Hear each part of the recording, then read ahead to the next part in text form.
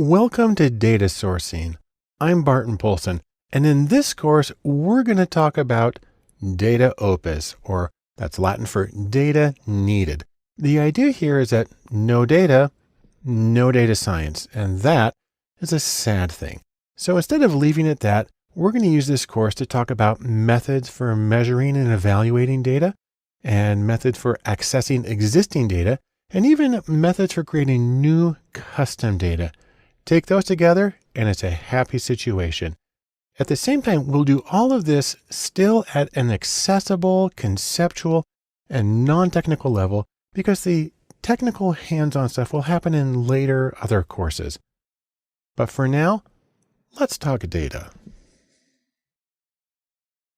For data sourcing, the first thing we want to talk about is measurement. And within that category, we're going to talk about metrics. The idea here is that you actually need to know what your target is if you want to have a chance to hit it. There's a few particular reasons for this. First off, data science is action-oriented. The goal is to do something as opposed to simply understand something, which I say as an academic practitioner. Also, your goal needs to be explicit, and that's important because the goals can guide your effort.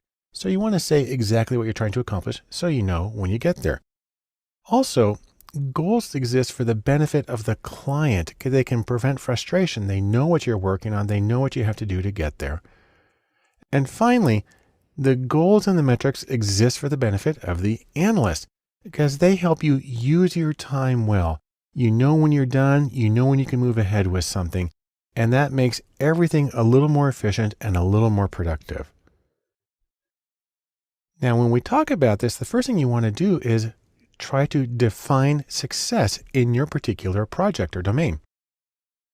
Depending on where you are in commerce, that can include things like sales or click-through rates or new customers. In education, it can include scores on tests. It can include graduation rates or retention. In government, it can include things like housing and jobs. In research, it can include the ability to serve the people that you're trying to better understand. So whatever domain you're in, there will be different standards for success, and you're going to need to know what applies in your domain. Next are specific metrics or ways of measuring. Now, again, there are a few different categories here. There are business metrics. There are key performance indicators or KPIs. There are SMART goals, that's an acronym. And there's also the issue of having multiple goals. I'll talk about each of those for just a second now. First off, let's talk about business metrics. If you're in the commercial world, there are some common ways of measuring success. A very obvious one is sales revenue. Are you making more money? Are you moving the merchandise? Are you getting sales? Also, there's the issue of leads generated, new customers or new potential customers, because that then in turn is associated with future sales. There's also the issue of customer value or lifetime customer value. So you may have a small number of customers, but they all have a lot of revenue, and you can use that to really predict the overall profitability of your current system. And then there's churn rate, which has to do with losing and gaining new customers and having a lot of turnover. So any of these are potential ways of defining success and measuring it. These are potential metrics. There are others, but these are some really common ones. Now, I mentioned earlier something called a key performance indicator or KPI. KPIs come from David Parmenter, and he's got a few ways of describing them.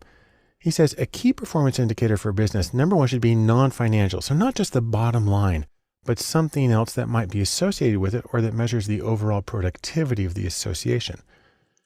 They should be timely, for instance, weekly, daily, or even constantly gathered information. They should have a CEO focus. So the senior management team are the ones who generally make the decisions that affect how the organization acts on the KPIs. They should be simple. So everybody in the organization, everybody knows what they are and knows what to do about them. They should be team-based, so teams can take joint responsibility for meeting each one of the KPIs. They should have significant impact. What that really means is they should affect more than one important outcome. So you can do profitability and market reach, or improved manufacturing time and fewer defects. And finally, an ideal KPI has a limited dark side. That means there's fewer possibilities for reinforcing the wrong behaviors and rewarding people for sort of exploiting the system. Next, there are SMART goals, where SMART stands for specific, measurable, assignable to a particular person, realistic, meaning you can actually do it with the resources you have at hand, and time bound, so you know when it can get done. So whenever you form a goal, you should try to assess it on each of these criteria. And that's a way of saying that this is a good goal to be used as a metric for the success of our organization. Now, the trick, however, is when you have multiple goals, multiple possible endpoints. And the reason that's difficult is because, well, it's easy to focus on one goal if you're just trying to maximize revenue, or if you're just trying to maximize, graduation rate. There's a lot of things you can do. It becomes more difficult when you have to focus on many things simultaneously, especially because some of these goals may conflict. The things that you do to maximize one may impair the other. And so when that happens, you actually need to start engaging in a deliberate process of optimization. You need to optimize. And there are ways that you can do this. If you have enough data, you can do mathematical optimization to find the ideal balance of efforts to pursue one goal and the other goal at the same time. Now, this is a very general summary, and let me finish with this. In sum, metrics or methods for measuring can help awareness of how well your organization is functioning and how well you're reaching your goals. There are many different methods available for defining success and measuring progress towards those things. The trick, however, comes when you have to balance efforts to reach multiple goals simultaneously, which can bring in the need for things like optimization. When talking about data sourcing and measurement, one very important issue has to do with the accuracy of your measurements. The idea here is that you don't want to have to throw away all your ideas. You don't want to waste effort. One way of doing this in a very quantitative fashion is to make a classification table. So what that looks like is this. You talk about, for instance, positive results, negative results. And in fact, let's start by looking at the top here. The middle two columns here talk about whether an event is present, whether your house is on fire, whether a sale occurs, whether you've got a tax evader, whatever. So that's whether a particular thing is actually happening or not. On the left here is whether the test or the indicator suggests that a thing is or is not happening. And then you have these combinations of true positives, where the test says it's happening and it really is, and false positive, where the test says it's happening but it's not. And then below that, true negatives, where the test says it isn't happening and that's correct. And then false negatives, where the test says there's nothing going on, but there is in fact the event occurring. And then you start to get the column totals, the total number of events present or absent, and the row totals that talk about the test results.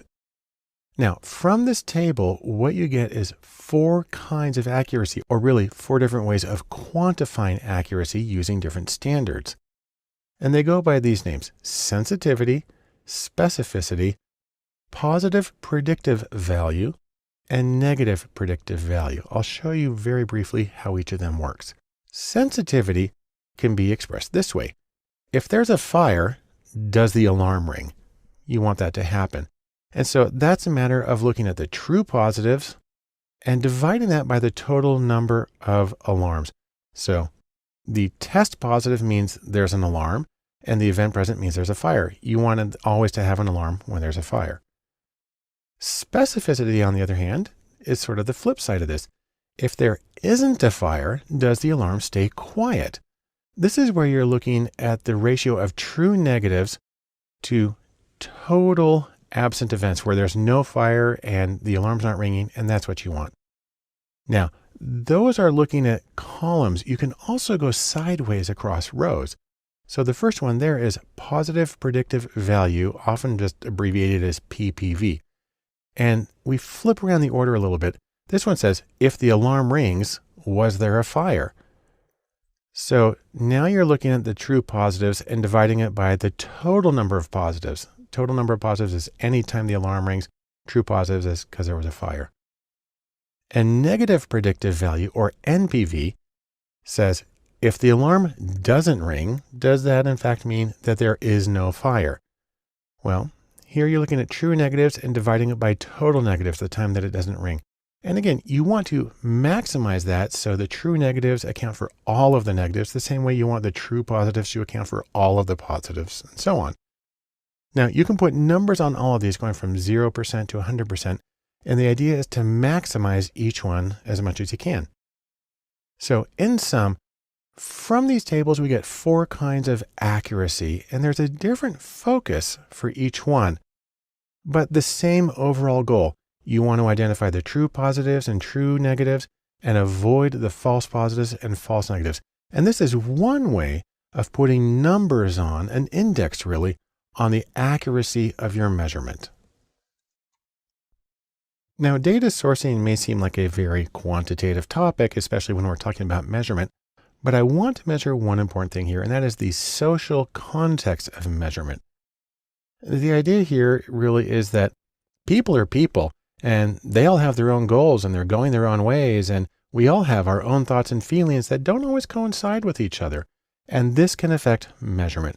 And so, for instance, when you're trying to define your goals and you're trying to maximize them, you want to look at things like, for instance, the business model. An organization's business model, the way they conduct their business, the way they make their money, is tied to its identity and its reason to be.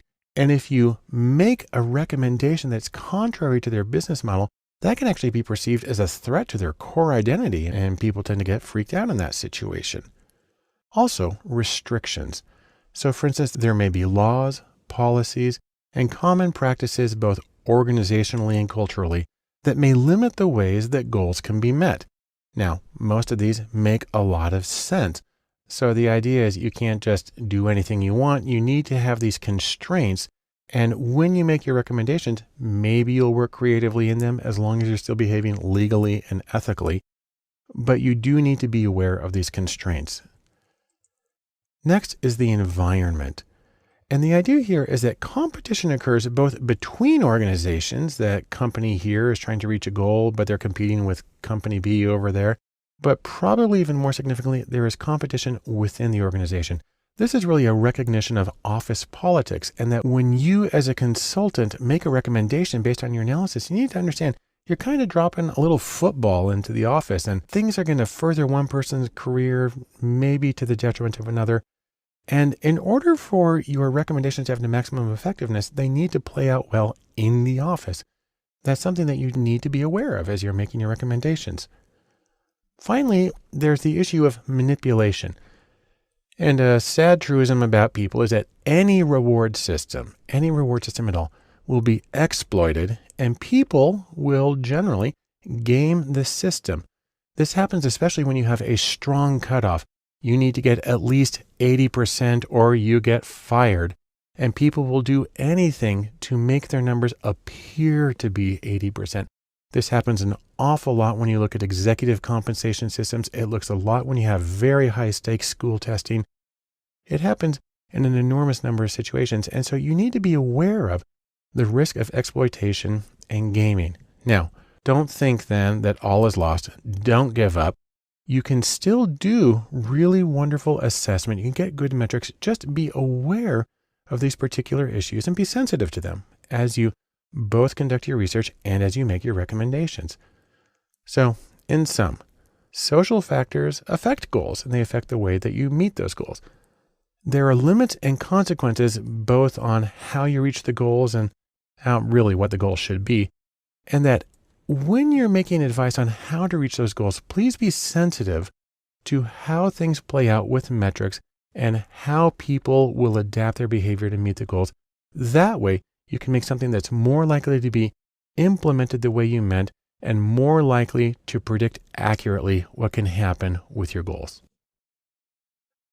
When it comes to data sourcing, obviously the most important thing is to get data, but the easiest way to do that, at least in theory, is to use existing data. Think of it as going to the bookshelf and getting the data that you have right there at hand. Now, there's a few different ways to do this. You can get in-house data, you can get open data, and you can get third-party data. Another nice way to think of that is proprietary, public, and purchased data, the 3Ps I've heard it called. Let's talk about each of these a little bit more. So in-house data, that's stuff that's already in your organization. What's nice about that is it can be really fast and easy. It's right there. And the format may be appropriate for the kind of software and the computer that you're using. If you're fortunate, there's good documentation, although sometimes when it's in-house, people just kind of throw it together. So you have to watch out for that. And there's the issue of quality control. Now, this is true with any kind of data, but you need to pay attention with in-house because you don't know the circumstances necessarily under which people gathered the data and how much attention they were paying to something.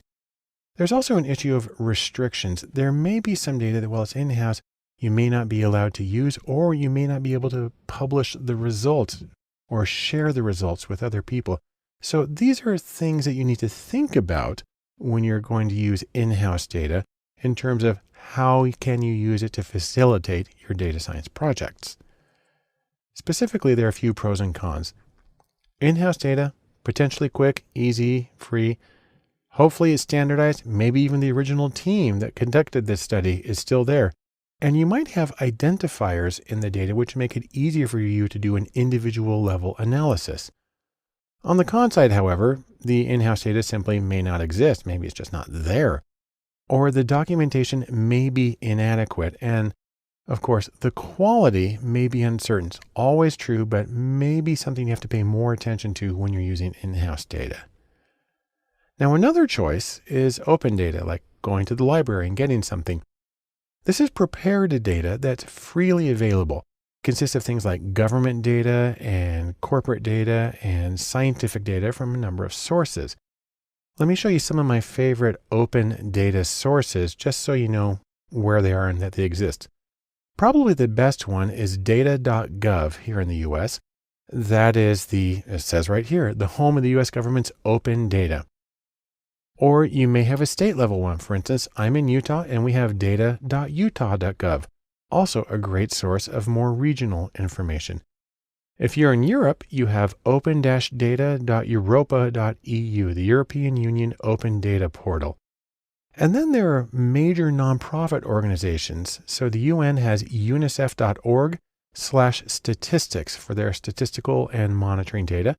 The World Health Organization has the Global Health Observatory at who.int/GHO.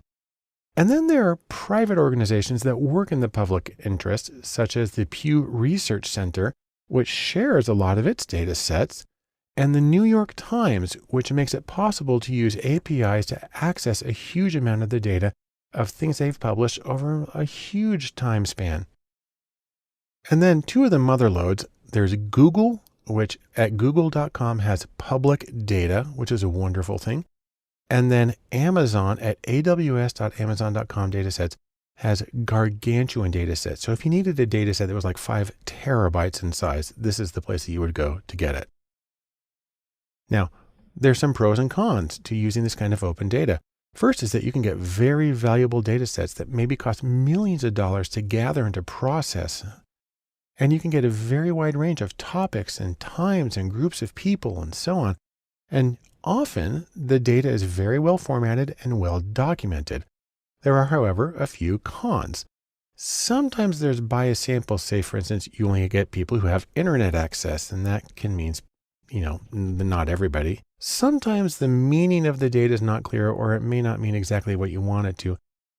A potential problem is that sometimes you may need to share your analyses. And if you're doing proprietary research, well, it's going to have to be open research instead. And so that can create a crimp with some of your clients.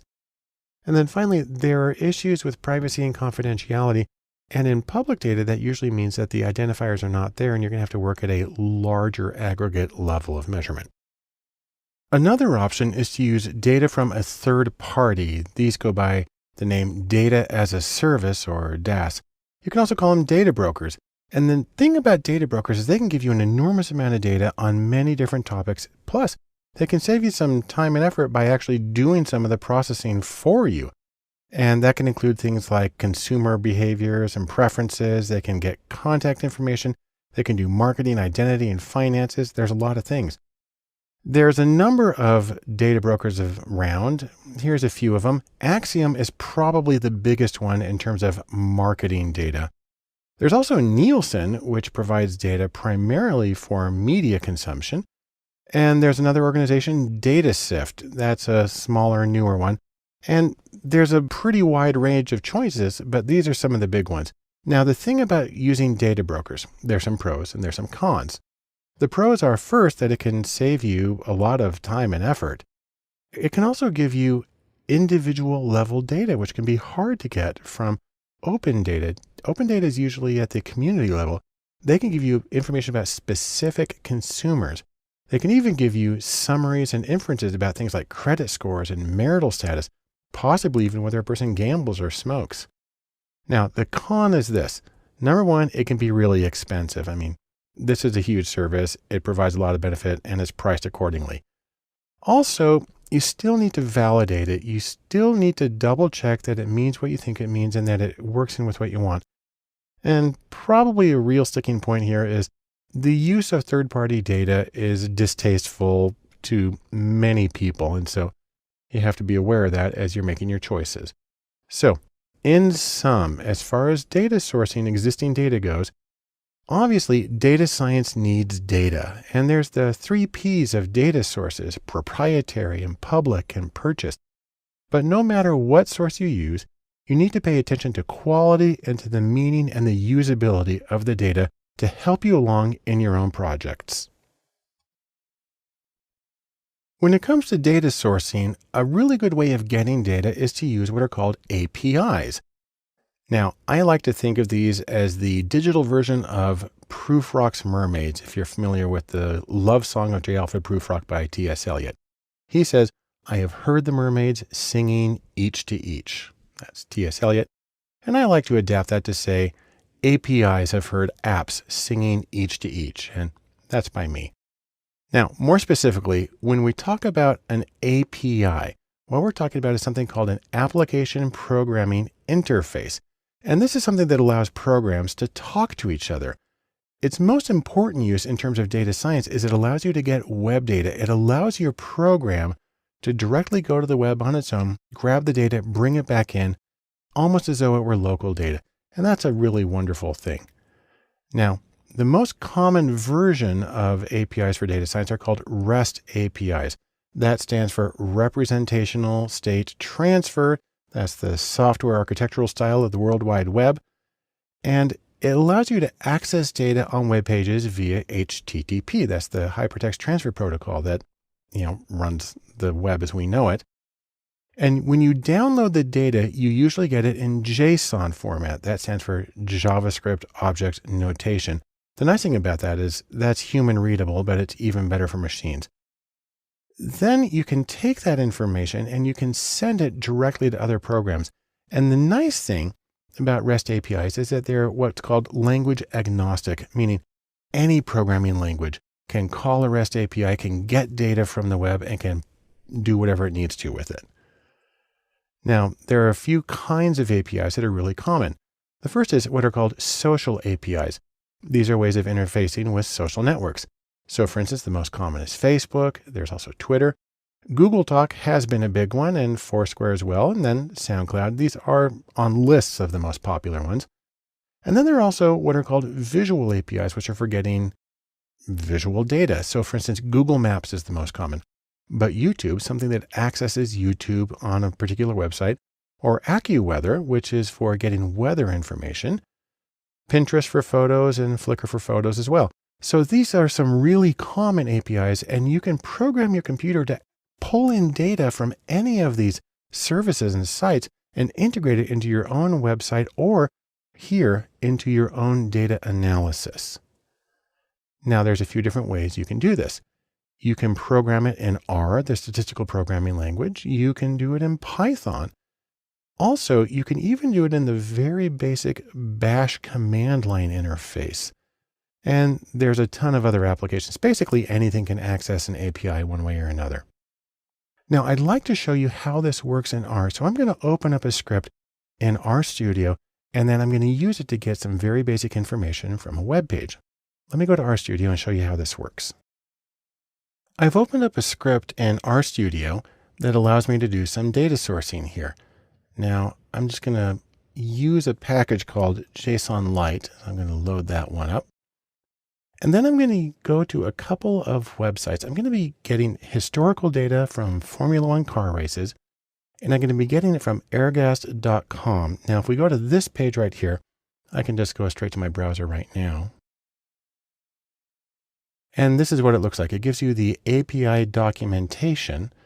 So what you're doing for an API is you're just entering a web address, and in that web address, it includes the information that you want. I'll go back to R here for a second.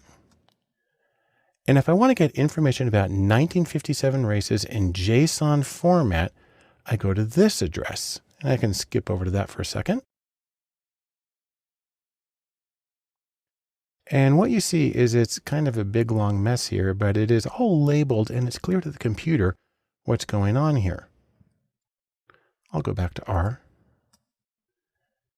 And so what I'm going to do is I'm going to save that URL into an object here in R.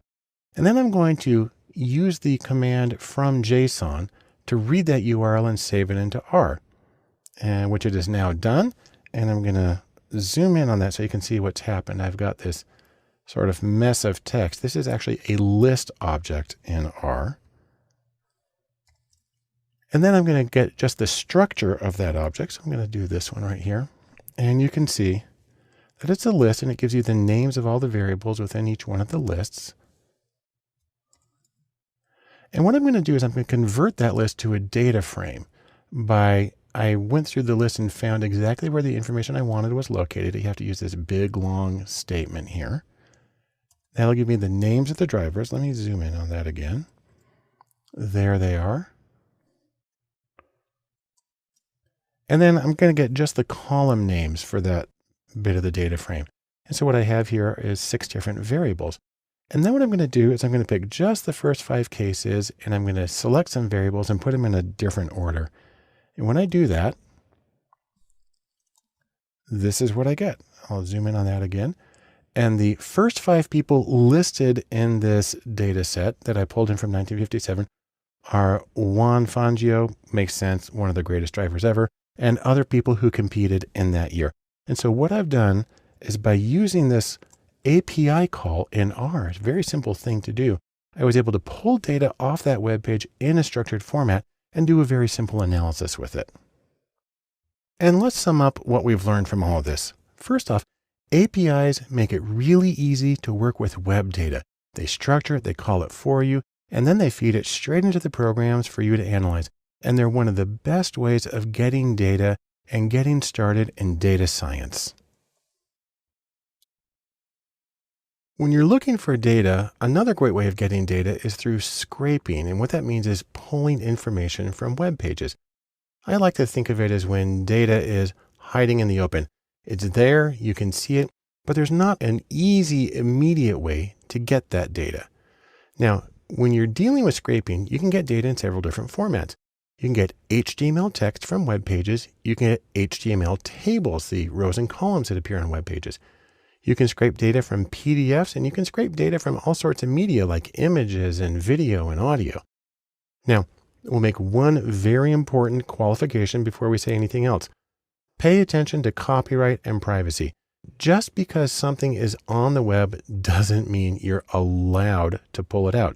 Information gets copyrighted. And so when I use examples here, I make sure that this is stuff that's publicly available, and you should do the same when you're doing your own analyses.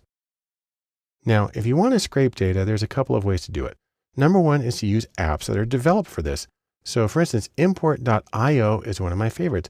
It's both a web page, that's its address, and it's a downloadable app. There's also ScraperWiki. There's an application called Tabula, and you can even do scraping in Google Sheets, which I'll demonstrate in a second, and Excel. Or if you don't want to use an app, or if you want to do something that apps don't really let you do, you can code your scraper. You can do it directly in R or Python or Bash or even Java or PHP. Now, what you're going to do is you're going to be looking for information on the web page. If you're looking for HTML text, what you're going to do is you're going to pull structured text from web pages, similar to how a reader view works in a browser. it uses HTML tags on the web page to identify what's the important information. So that's things like body and H1 for header 1 and P for paragraph in the angled brackets. You can also get information from HTML tables, although this is a physical table of rows and columns I'm showing you. This also uses HTML table tags. That's like table and TR for table row and TD for table data. That's a cell. The trick is when you're doing this, you need the table number, and sometimes you just have to find that through trial and error. Let me give you an example of how this works. Let's take a look at this Wikipedia page on the Iron Chef America competition. I'm going to go to the web right now and show you that one. So here we are in Wikipedia, Iron Chef America. And if you scroll down a little bit, you see we got a whole bunch of text here, and we got our table of contents. And then we come down here, we have a table that lists the winners, the statistics for the winners. And let's say we want to pull that from this web page into another program for us to analyze. Well, there's an extremely easy way to do this with Google Sheets. All we need to do is open up a Google Sheet, and in cell A1 of that Google Sheet, we paste in this formula. It's import HTML, then you give the web page, then you say that you're importing a table. You have to put that stuff in quotes, and the index number for the table. I had to poke around a little bit to figure out that this one was table number 2. So let me go to Google Sheets and show you how this works. Here I have a Google Sheet, and right now it's got nothing in it, but watch this. If I come here to this cell and I simply paste in that information, all this stuff just sort of magically propagates into the sheet, makes it extremely easy to deal with. And now I can, for instance, save this as a CSV file, put it in another program, lots of options. And so this is one way that I'm scraping the data from a web page because I didn't use an API, but I just use a very simple one-line command in Google Sheets to get the information. Now that was an HTML table. You can also scrape data from PDFs. You have to be aware of whether it's a native PDF, I call that a text PDF, or a scanned or image PDF. And what it does with native PDFs is it looks for text elements. Again, those are like code that indicates this is text. And you can deal with raster images, that's pixel images, or vector, which draws the lines, and that's what makes them infinitely scalable in many situations. And then in PDFs, you can deal with tabular data, but you probably have to use a specialized program like Scraper, Wiki, or Tabula in order to get that. And then finally, media like images and video and audio. Getting images is easy. You can download them in a lot of different ways. And then if you want to read data from them, say for instance, you have a heat map of a country, you can go through it, but you'll probably have to write a program that loops through the image pixel by pixel to read the data and then encode it numerically into your statistical program. Now that's my very brief summary, and let's summarize that. First off, if the data you're trying to get at doesn't have an existing API, you can try scraping. And you can use specialized apps for scraping, or you can write code in a language like R or Python. But no matter what you do, be sensitive to issues of copyright and privacy so you don't get yourself in hot water, but instead you make an analysis that can be of great use to you or to your client. The next step in data sourcing is making data. And specifically, we're talking about getting new data. I like to think of this as you're getting your hands on and you're getting data de novo, new data. So, can't find the data that you need for your analysis? Well, one simple solution is do it yourself. And we're going to talk about a few general strategies used for doing that. Now, these strategies vary on a few dimensions. First off is the role. Are you passive and simply observing stuff that's happening already? Or are you active where you play a role in creating the situation to get the data? And then there's the QQ question, and that is, are you going to get quantitative or numerical data? Or are you going to get qualitative data, which usually means text, paragraphs, sentences, as well as things like photos and videos and audio? And also, how are you going to get the data? Do you want to get it online or do you want to get it in person? Now, there's other choices than these, but these are some of the big delineators of the different methods. When you look at those, you get a few possible options. Number one is interviews, and I'll say more about those. Another one is surveys. A third one is card sorting. And a fourth one is experiments, although I actually want to split experiments into two kinds of categories.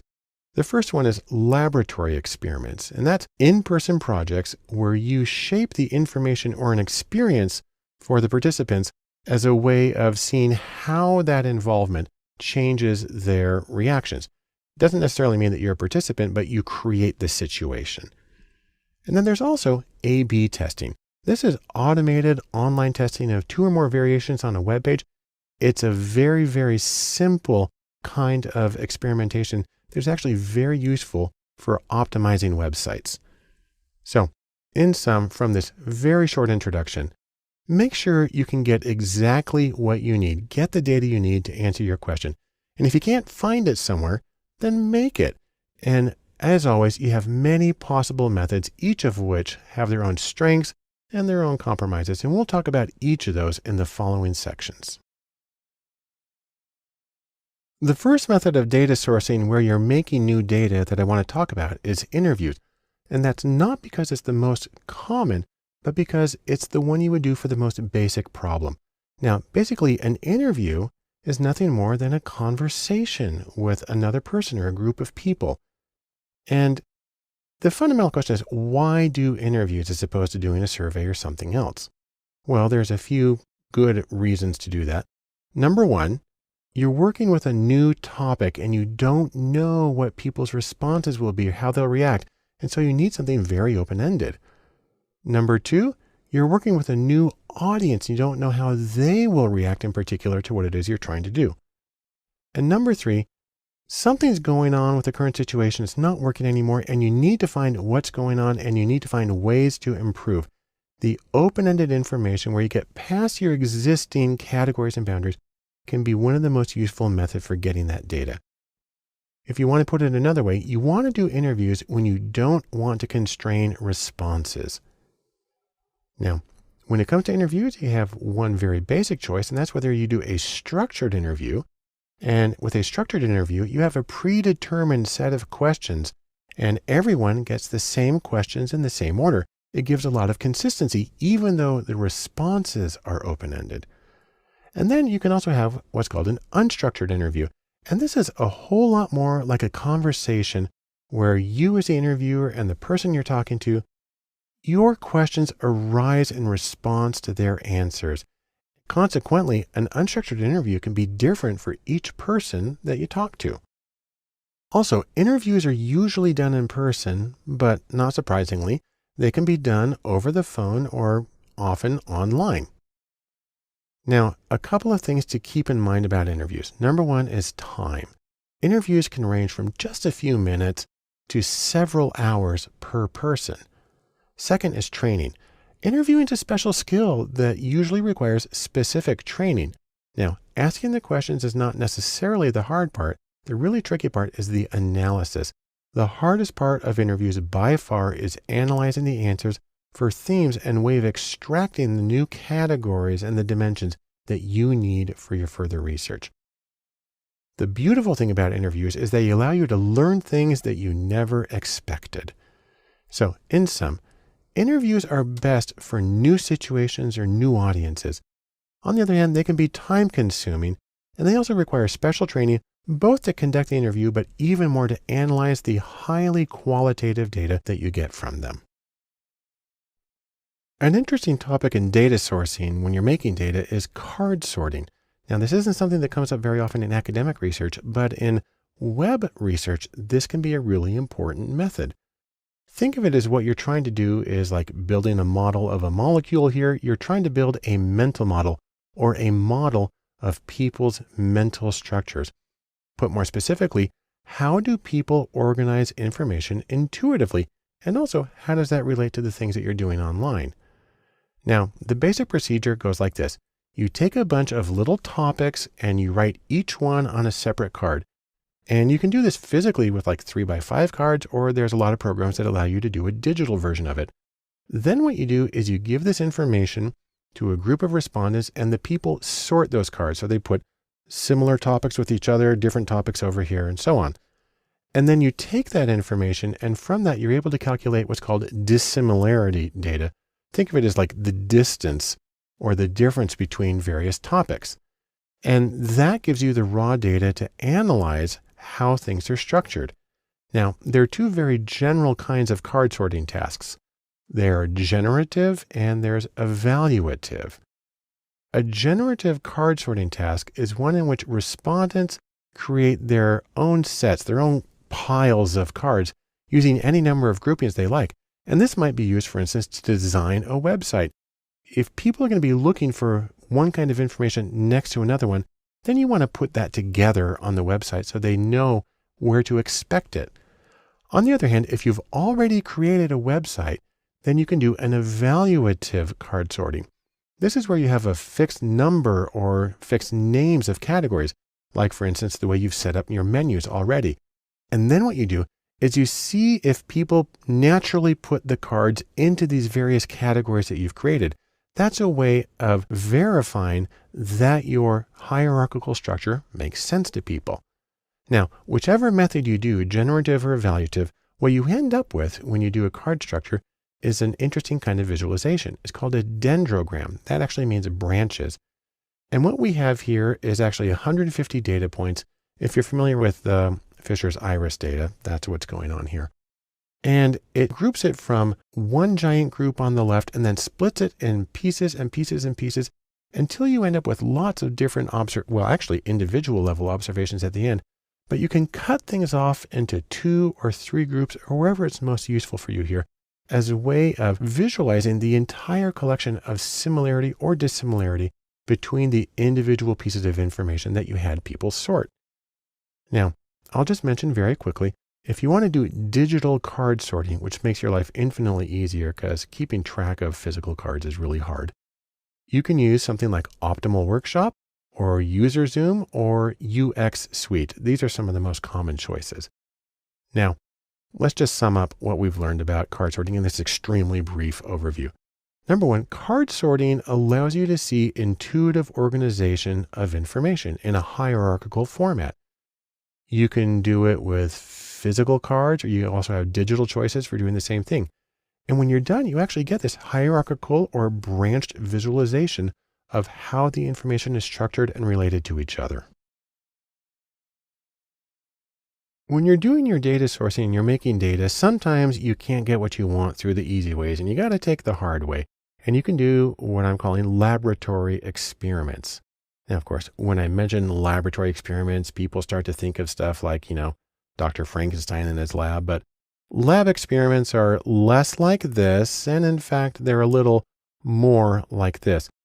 Nearly every experiment I have done in my career has been a paper and pencil one with people in a well-lighted room, and it's not been the threatening kind. Now, the reason you do a lab experiment is because you want to determine cause and effect. And this is the single most theoretically viable way of getting that information. Now, what makes an experiment is the fact that researchers play active roles in experiments with manipulations. Now, people get a little freaked out when they hear manipulations, think that you're coercing people and messing with their mind. All that means is you are manipulating the situation. You're causing something to be different for one group of people or one situation than another. It's a benign thing, but it allows you to see how people react to those different variations. Now, you're going to want to do an experiment. You're going to want to have focused research. It's usually done to test one thing or one variation at a time. And it's usually hypothesis driven. Usually you don't do an experiment until you've done enough background research to say, I expect people to react this way to this situation and this way to the other. A key component of all of this is that experiments almost always have random assignments. So regardless of how you got your sample, when they're in your study, you randomly assign them to one condition or another. And what that does is it balances out the pre-existing differences between groups. And that's a great way of taking care of confounds and artifacts, the things that are unintentionally associated with differences between groups that provide alternate explanations for your data. If you've done good random assignment and you have a large enough people, then those confounds and artifacts are basically minimized. Now, some places where you're likely to see laboratory experiments in this version are, for instance, eye tracking and web design. That's where you have to bring people in front of a computer and you stick a thing there that sees where they're looking. That's how we know, for instance, that people don't really look at ads on the side of web pages. Another very common place is research in medicine and education, and in my field, psychology. And in all of these, what you find is that experimental research is considered the gold standard for reliable, valid information about cause and effect. On the other hand, while it's a wonderful thing to have, it does come at a cost. Here's how that works. Number one, experimentation requires extensive specialized training. It's not a simple thing to pick up. Two, experiments are often very time-consuming and labor-intensive. I've known some that take hours per person. And number three, experiments can be very expensive. So what that all means is you want to make sure that you've done enough background research, and you need to have a situation where it's sufficiently important to get really reliable cause and effect information to justify these costs for experimentation. In sum, laboratory experimentation is generally considered the best method for causality or assessing causality. That's because it allows you to control for confounds through randomization. On the other hand, it can be difficult to do, so be careful and thoughtful when considering whether you need to do an experiment and how to actually go about doing it. There's one final procedure I want to talk about in terms of data sourcing and making new data. It's a form of experimentation. It's simply called A/B testing, and it's extremely common in the web world. So for instance, I just barely grabbed a screenshot of Amazon.com's homepage, and you've got these various elements on the homepage. And I just noticed, by the way, when I did this, that this woman is actually a animated GIF. So she moves around. That was kind of weird. Never seen that before. But the thing about this is this entire layout, how things are organized and how they're on there, will have been determined by variations on A/B testing by Amazon. Here's how it works.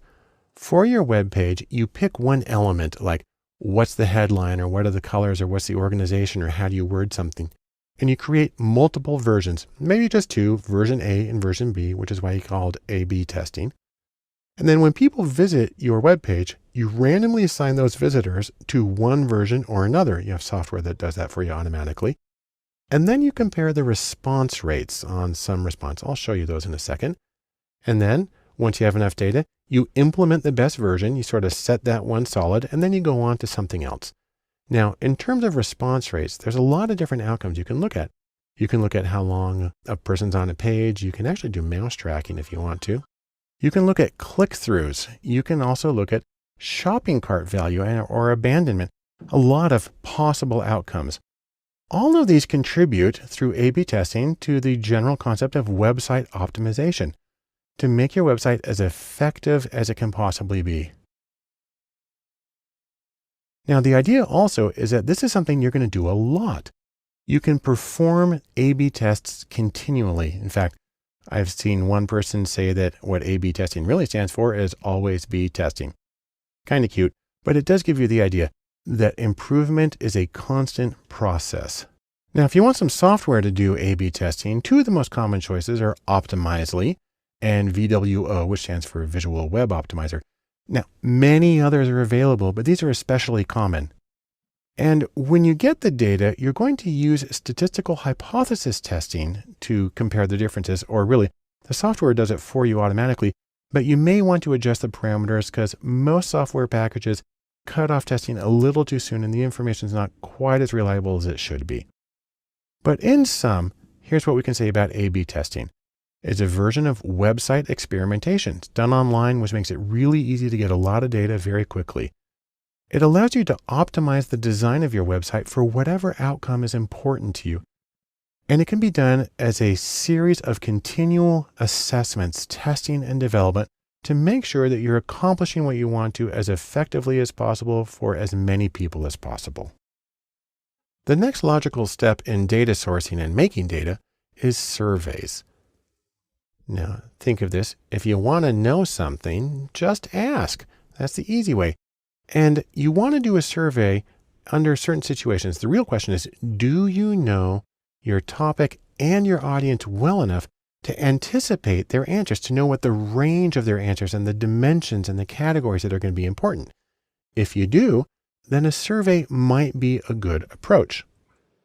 Now, just as there were a few dimensions for interviews, there's a few dimensions for surveys. You can do what's called a closed-ended survey. That's also called a forced choice. It's where you give people just particular options like a multiple choice.